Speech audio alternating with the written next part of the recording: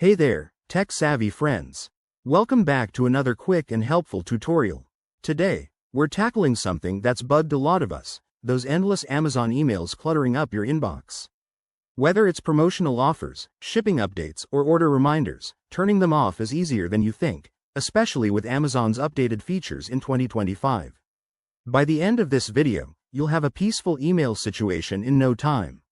Let's dive right in. First things first, make sure you're logged into your Amazon account. Head over to the Amazon website or app and sign in with your credentials. Once you're in, click on the Account and Lists drop-down menu in the top right corner. It's usually represented by your name or a profile icon, super straightforward. Next, from the drop-down, select Your Account. This will take you to a page with all your settings.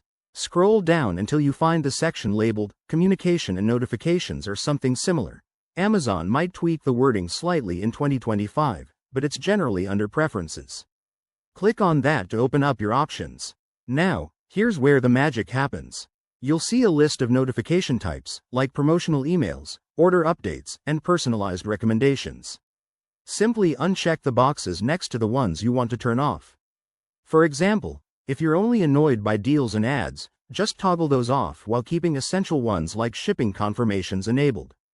Don't forget to hit the Save Changes button at the bottom of the page. Amazon will confirm your updates, and you're all set. This should take effect almost immediately, so check your email settings on other devices if you use multiple ones. One quick tip. If you ever change your mind, you can always come back and re-enable notifications. Also, for more control, explore Amazon's app settings for push notifications separately. That's it for today's guide. Simple, right? If this helped you out, give this video a thumbs up, subscribe for more tech tips, and let me know in the comments what else you'd like to learn.